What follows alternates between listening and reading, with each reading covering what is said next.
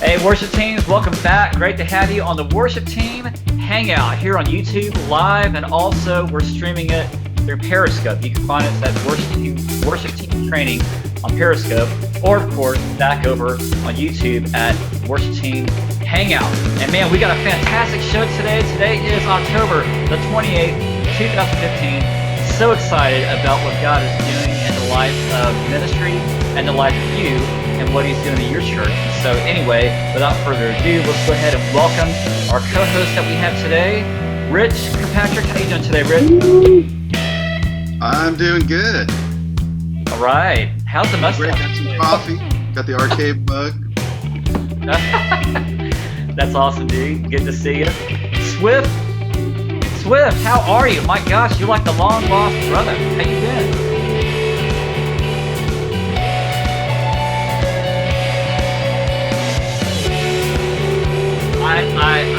I cannot tell you how much you've changed since the last time we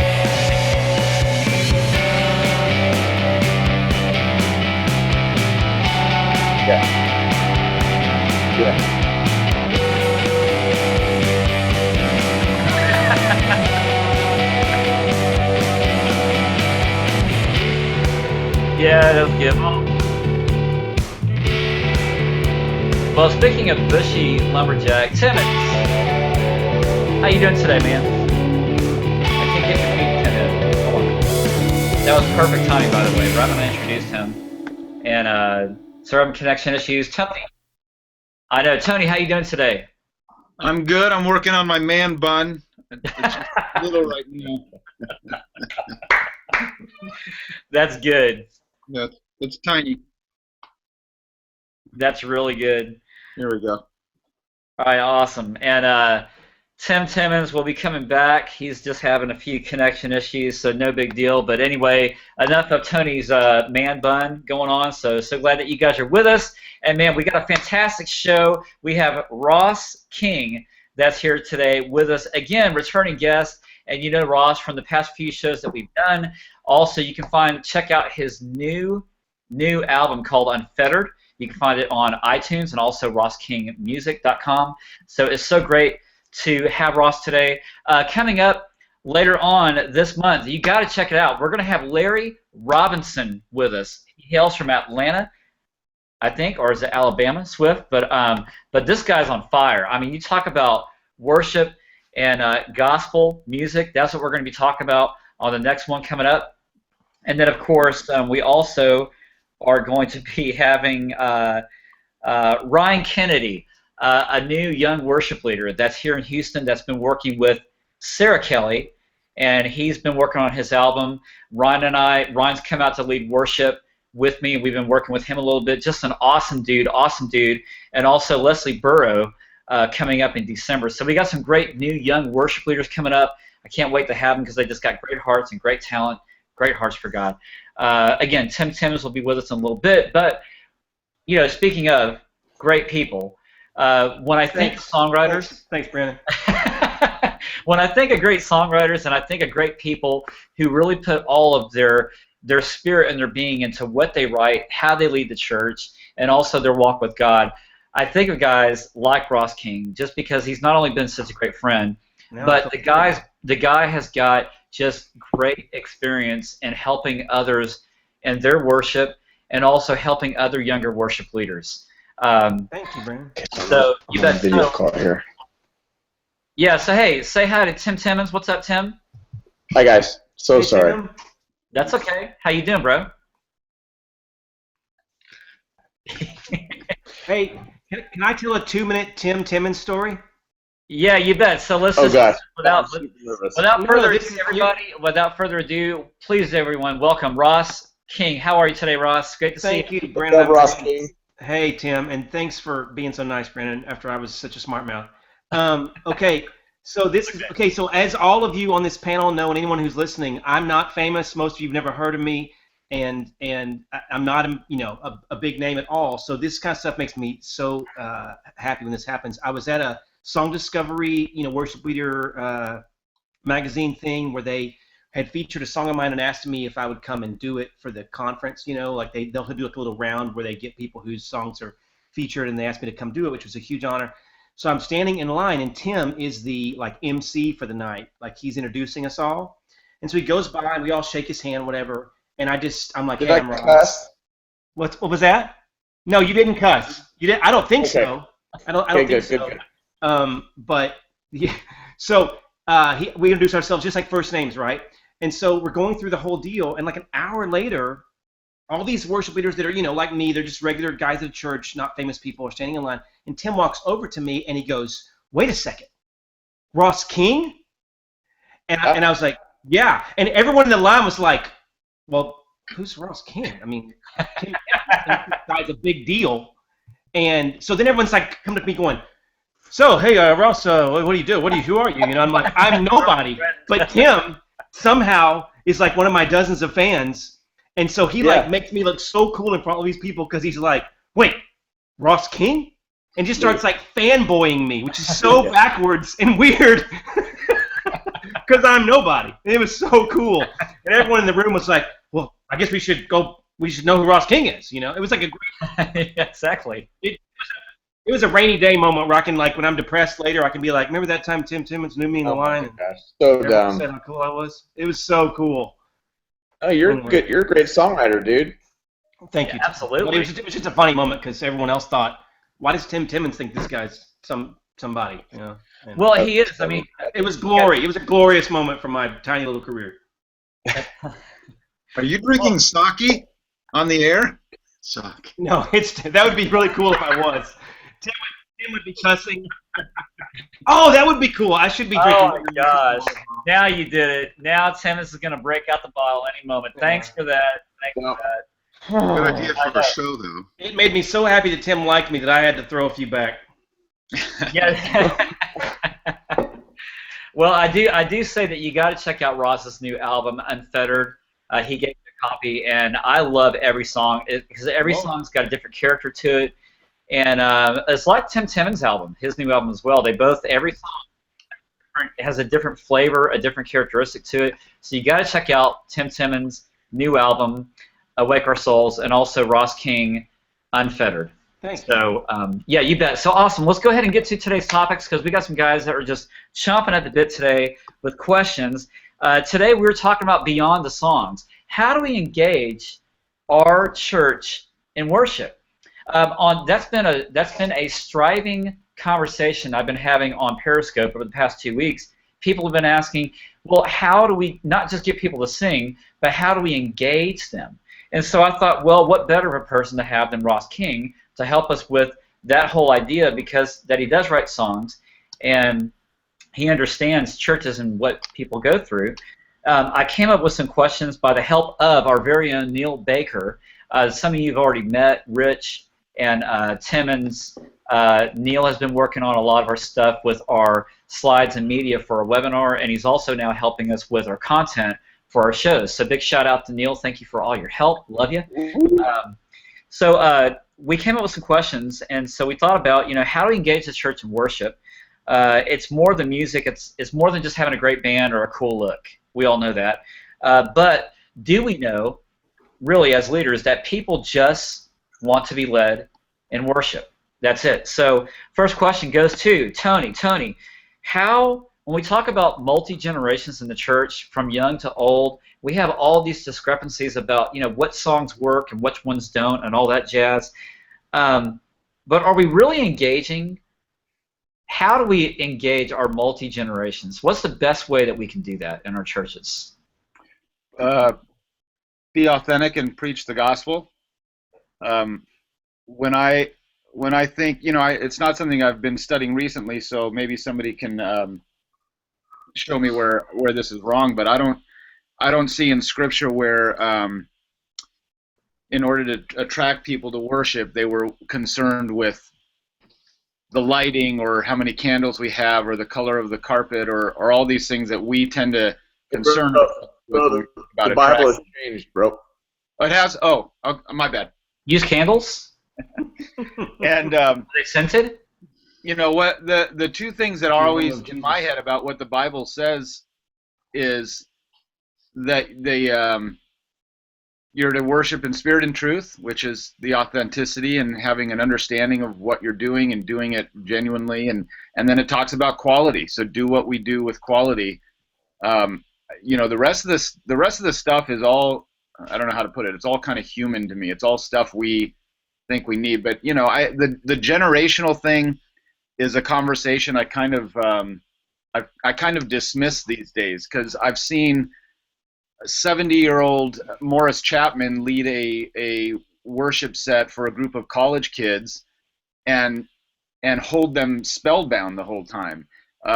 We worry about how old the worship leader is on stage, and yet all those same young people, the younger generation, is still flocking to go see Bono in concert, who's in his 50s.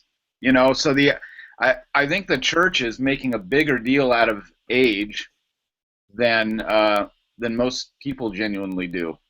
I don't know. It's a tired conversation to me. I don't mean we shouldn't be talking about it. I mean, I think we're looking for an answer that doesn't really exist. The answer is you just be authentic, you worship God, and you show people what it's like to truly worship, to live a life of worship, to keep yourself in check if you're the worship leader. To not be Achan in the book of Joshua and have these private sins that hold back the blessing from everybody. To not go to the worship platform when you've got something against your brother that you haven't dealt with. All these things that are about us being authentic worshipers. You get those things in check. You preach the gospel. That's what we're supposed to do.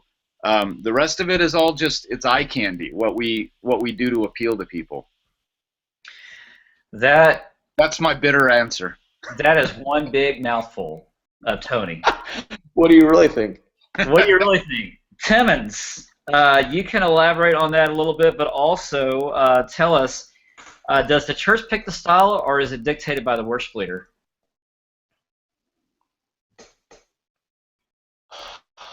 I don't know if I'm the right person. I'll answer the last question. Okay, Yeah. Rich, so tell us. I'm just kidding. Go ahead, Timmons. I don't know how that works. I mean, I think there's some people that are paid, and generally, hopefully, church communities are hiring people that they want to do what that person does. And that's the best fit, is when you have somebody who is hired to do what they are best at. Yes. I think back to the question that Tony was answering so well, I just keep asking the question, how would Jesus lead worship? And what are we actually doing? And age doesn't seem to matter to Jesus. Like, that guy, he spanned all ages and races and everything and religions and the whole deal. So how did that guy lead worship? I literally think we have to start with that, instead of how did Tomlin or all these people lead worship. How did he lead worship? And I think that's a whole different discussion. But I think age-wise, I'm with you, Tony. I really think finding people that are actually inviting people into something bigger than just the worship music. And we've just become so engrossed in our culture, our church, CCM culture, that it just kind of becomes like the thing that everybody wants. And are we helping that, or are we actually just? Wow. Okay. All right. So that's awesome. Let's go to Ross for your thoughts on that. Let me just add one real quick thing. I think it's in Chronicles when it talks about the worship team, basically what we would describe now as the worship team. It says teachers and students alike were making music together, which to me, that's a picture of young and old together, working together to do that. Good word. All right, so Ross, what are your thoughts so far? Well, Tony, I don't know you, but that was excellent, and I agree. I think that one thing that that strikes me in a lot of these conversations, I get a lot of calls from my friends who are about to take a worship leader job at a church, and I was at the same church for 17 years that I helped plant. So it's funny that I get these calls because I've never actually taken a job at a church. Like I've done some interim work and stuff, but I was at a church for 17 years that I helped plant, so I've never done that. But I one thing that I ask people whenever they're about to take a job at a church as a worship leader is I say, find out who can fire you and who can get you fired and who can get you in trouble. Yeah. and find out officially and unofficially. And I know that sounds really cynical, but what I've learned is that if worship leaders are not trusted to do what they do, and I know there's pushback on this because of people thinking generally that musicians are kind of goof-offs, and we generally are. But Yeah.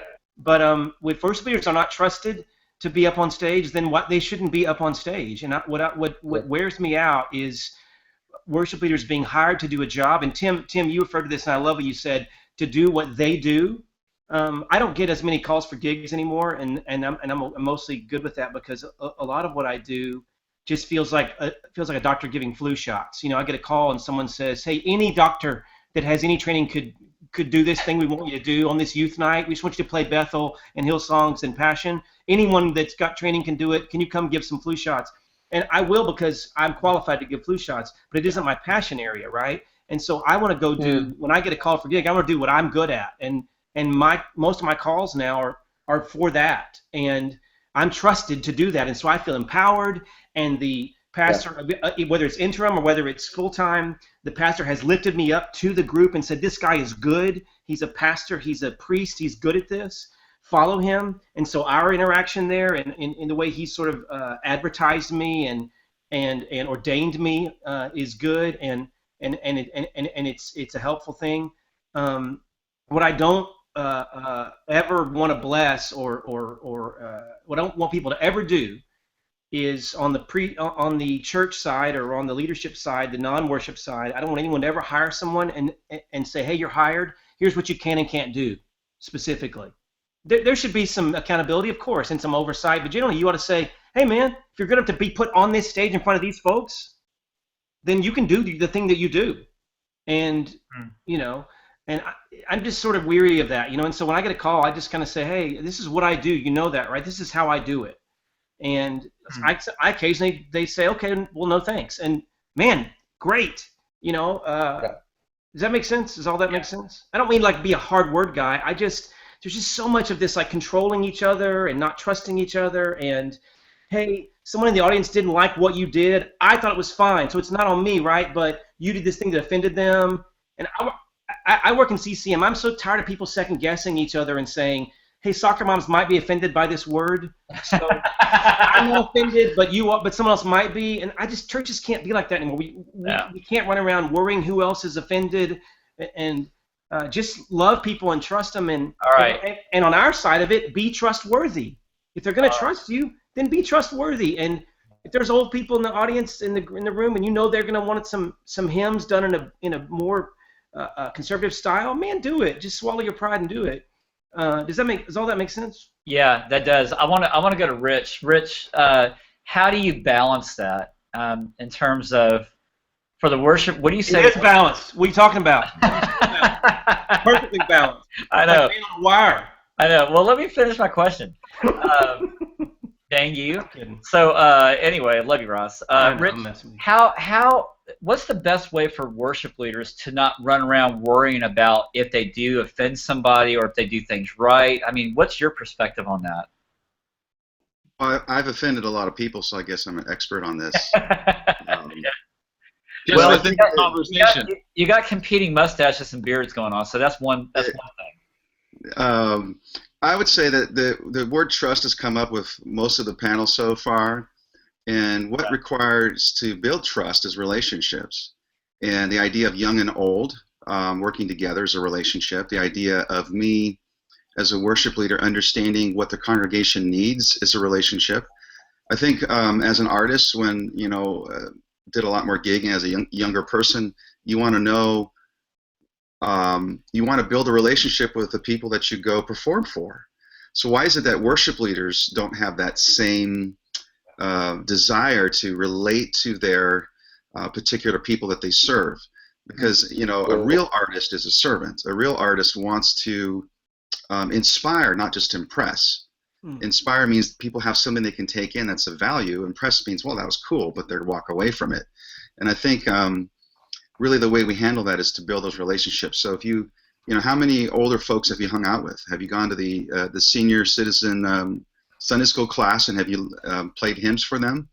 Have you visited a hospital with some folks who aren't doing so well? Have you basically made your platform go beyond uh, the stuff that you're just good at in front of people? Wow. Are you inviting people into your life? So engaging people, I think, has to do more than just marketing that I am this conduit for people who's going to experience this great worship and multi-generations. No, it has to do with relationships. Because you can make mistakes with relationships, and if you're doing a gig and you make a mistake, if you have a good enough relationship, they might hire you back. In a church, if we have worship leaders, if we don't build those relationships, then that's where it's going to go south. And I know this from experience and from mistakes that I've made, where maybe I didn't build enough relationships to make that many mistakes. And if you're a young person, Are you're you talking going with to make mistakes. Are you talking with your staff, with the congregation? You're just talking about like building credibility. Well, yeah, you cannot serve people without knowing people, and you can't gain their trust without That's good. intentionally relating to them. So if I want to be multi-generational and I'm a younger person, then I have to intentionally build a bridge to those who are older, not just for symbolic reasons, but so that I internally know that I have credibility with myself, that I know what their concerns are. Right. But the That's problem great. is, I think a lot of leaderships, we have this marketing strategy. I think one leader told me this, where it's like hiring the young pitcher who's got the arm and who's going to bring the sales in for the ball field and all this stuff, and that's a lot of pressure for a worship leader to have. So my take on it is, it's build the relationships because that's what's going to last. Your last set is not what's going to last. If you inspire people That's good. in trust, that's what's going to last. And so, there's always 52 weekends, but how many of those are spent? How much time invested? Is there 10% of your time building trust? And so, Ross basically, and I think that's what Ross was pretty much saying too, is you got to build those relationships. And that's true of any business. So why would we as ministers not do that? Right. That's great. Yeah. Great. Good. Swift, how are relationships important in leading worship?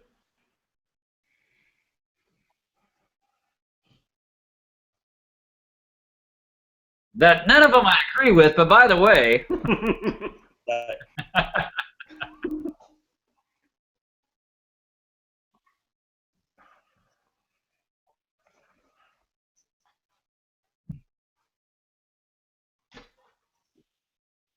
you're kidding me. I don't get it. Wait, I don't get that either. wait, No, what are you wait. talking You're about? black? You're black? Whoa! Did not know that. No, he's light skinned. Oh. You're You're still still there. here. There you are. Here. There you are.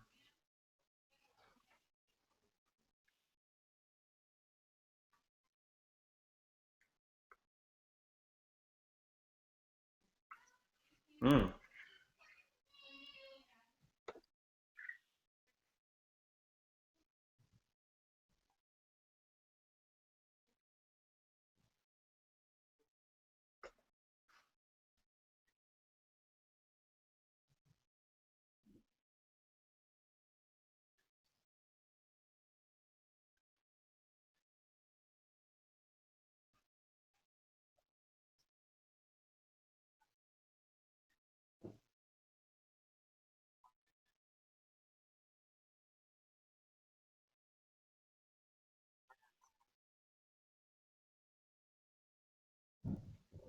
Hmm.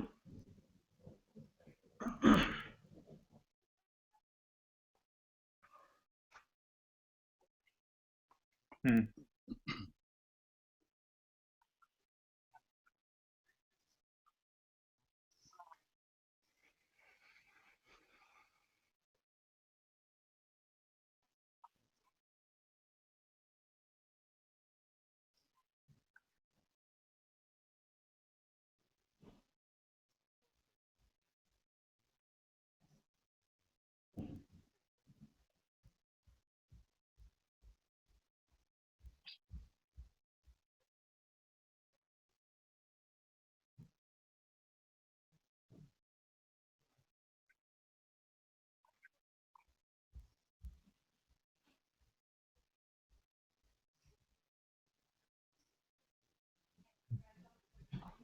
Hmm. He talked with Ross. He talked with Ross. He talked with Ross. It was a big moment. Funny. Please.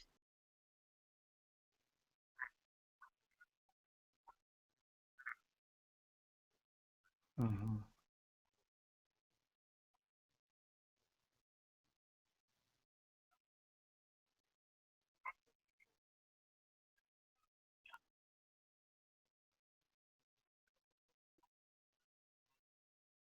Awesome. Thanks for that. Ross, I'm coming to you.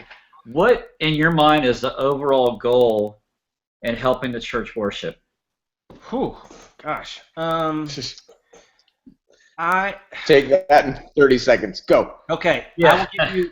I think our goal when we take the platform is to assess where they are and take them a little bit farther. I like the analogy of a tour guide.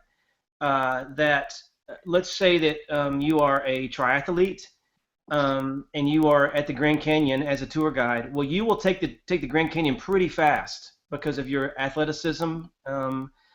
And so if people were with you and said, I want to see it too, you would not go at the pace that you would go normally. You would slow down your pace just a bit and see what their pace is.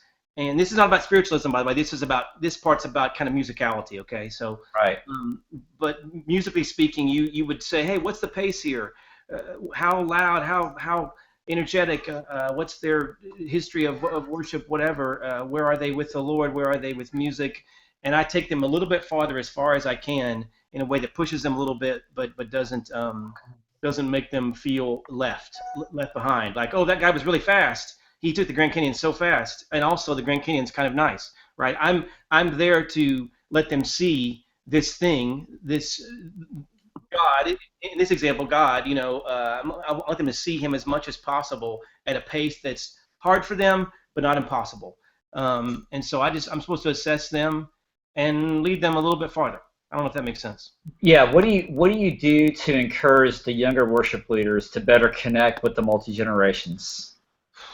I really like what Tony said, and I mean, I don't want to oversimplify it. Simplify it. I love how he did that. He simplified it, but I would say that um, respecting where they are and who they are, but not pandering. Um, and so you have to keep in mind who you're in the room with and what they're. We don't want to punish people for being. Jesus said a student fully trained is no better than his teacher, right? So I don't want to punish someone for having never been led the way that I lead, right? So I acknowledge where they've been, and and that means all the generations, right? And I say I'm not gonna be mad that they've never sang these kinds of songs. I'm gonna have to adjust the thing I do. I mean, I don't really like it that we're in a time where there's worship concerts where someone goes and pays an amount of money to go see someone, and there's a set list. What's wrong? You better mute. You better mute him. Sorry. No. What I'm talking about is this. And there's a set list, and it's the same every time that these people go, and I like it better that when we go and we lead people in accordance with where they are. Worship concerts aren't wrong. I think most of our job is about seeing where they are and leading them in response to where they are and where we think we should take them. Yeah. Awesome. Ross, thanks for that. Tony, you want to take us home with some concluding thoughts, as you always do so gloriously? Well, it's interesting that we're talking about this because I work with students at Hope University, which is a Christian school, and so I work with a worship team, and I'm kind of coaching them through a semester. It's a rhythm section and singers, and just trying to encourage them and train them and that kind of thing. And this was actually this whole conversation, which I wasn't really expecting it to go this way, is kind of what was on my mind a few days ago. And I sent them all a message because my team is leading chapel on November 5th, which is at that time was a couple weeks away, and it's mandatory. All the students have to go to chapel, right? So this is what I sent to them, and it's along these lines. So I said, here's a challenge for you guys today. Introduce yourself to somebody new, another student at the school, and tell them you'll be leading chapel on November 5th, and you hope they'll come. Tell them to come say hi to you that morning, and you can tell them that our team will be praying for them over the next 2 weeks, and ask about any specific needs. If you, and then I'm just trying to skip ahead. Being on stage can make you seem untouchable, even famous, a mini celebrity. You sometimes have to work harder to show yourself as a servant rather than a star. My challenge for you is just for today, but imagine if we did that every day between now and then. Think of how much more of a real church body chapel would be if it were built on relationships rather than mandatory attendance. God hates, the devil hates it when you love God's people, so taunt the devil today with your love of God's people. And then when we got together the next day, I was basically just telling them along these lines that the idea of serving somebody is to fill their need. And in order to fill a need, you have to know what that need is. And this goes back to what Rich was saying. You can't know what that need is if you don't know those people. And I think a lot of us, our tendency in the worship paradigm of us mini celebrities who get up on stage is to take the platform assuming I know what you guys need. Here it is. Yes. And that's not always very accurate. And you have to go out and know who they are and know what they need. And it's not you don't do that in a silo. This is something your pastor has to be doing, that the church leadership has to be doing. You have to know these people and understand their needs and meet them there. And their primary need, just to go back to what I started my whole thing with, was their primary need is to know God more, and your job is to be authentic and worship in spirit and truth and like that. But I love that we're talking about that, and that's what was going on with me and these students last week, is just telling them go out and meet these students and make that mandatory chapel a real family of God. Make it a real church and not another class they have to go to, by knowing those people. And I also tell them before they go out every morning when we do chapel, I tell them before you even take the stage, go out and say hi to somebody in that congregation. Right. Because the minute you get up there, there's a connection right there that wouldn't have been there before. And now you're making eye contact with that person you just said hi to. That's right. That's great. Man, I wish I had said all that. Thanks, Tony. That's great. That's good. I missed it. Yeah, it was awesome. It was awesome. And you missed it. I don't know what happened. I got disconnected. This is his first week. This is his first week back, and then this is how he pays attention. So anyway, Rich, the thing I love Anything about what Tony Rich said says was, is awesome. awesome. What'd you say, Tim? No, I just said I loved how Rich said that to go, if you're a young guy, go out and hang out with in the other Bible studies of the older people. I mean, go just create credibility. I love that. This whole thing is really great. Yeah, totally. Guys, well, thank you so much for joining us today. Man, it's been a blast. And if you want more of this, look, we got more webinars coming up featuring this beautiful man right here, Tim Timmons, at the end of November, November 24th. And also, be on the lookout because, what is it, the first week, November 2nd? We have Rich Kirkpatrick. November 2nd, we have Rich Kirkpatrick. And we're going to have to hear back from this man again, Tony, because Tony's got some incredible goal things to say. Guys, we just want to say thank you. Look, if you're interested also in being mentored by one of these fabulous people right here, all you need to do is go back to worshipteamtraining.com/mentoring, and you will find the place that you need, that these guys can help you walk along the journey and to equip you for what God has called as you're stepping forth into His vision. And so please visit us at worshipteamtraining.com/mentoring, also /workshops. If you're also interested in having any of these guys come out to your church, myself included, to work with your worship team, it'd be great to have you. Anyway, look, coming up at the November, remember, Larry Robinson, Ryan Kennedy, and also a new guy, Chris Bachet. Well, he was already on here, Tony. So we already had him, right, Rich? And we got some other guys coming up later on to make it fun. Leslie Burrows. We got a lot of great guests coming up. So make sure that you stay tuned with us. And we want to say a special big thanks to all of our co-hosts today. Rich, thanks for being here today. Love you. My honor. And Sean Swift, love you, Swift, brother. Timmons, as always, man. Glad to be a part. Thank you. I'm glad that we got it worked out, dude. So thank you. Yeah, that's awesome. Tony, as always, man. Thank you. And My favorite Swift is when Swift was going off, and all of a sudden he almost dropped a bomb. It was the coolest. drop the bomb on which end? Exactly. Oh. All right. So anyway, and our special guest today, Ross King. Ross, thank you so much. Thank you. And is there any way? Do you have anything that you can give our guests today watching? Like, you have like any kind of an MP3 or a link that you want to share or anything? Huh. I hadn't thought about that, but I could. Yeah, I could. Let's you and me connect after, and I'll send you something you can send out. That sounds awesome. And guys, so please be sure to check out rosskingmusic.com. Correct? For sure. The new album is called Unfeathered. Is that right? Ross King? The chicken. Ross King? Yeah, The Ross King? the Ross King. Yeah. That's what I said. Yeah. The Ross King that Tim It's knows. him. Tim, hey, what's this Ross guy about? What's this Who, Ross man? guy? You know Tim Timmons? Where's this guy come from? Anyway, all right, we wasted enough of your time today. Thank you so much for coming by. We look forward to seeing you back at the next Worship Team Hangout. God blessings to you and your worship team. Love you. See you. Bye. Oh, this thing's not working again. Oh man, what the?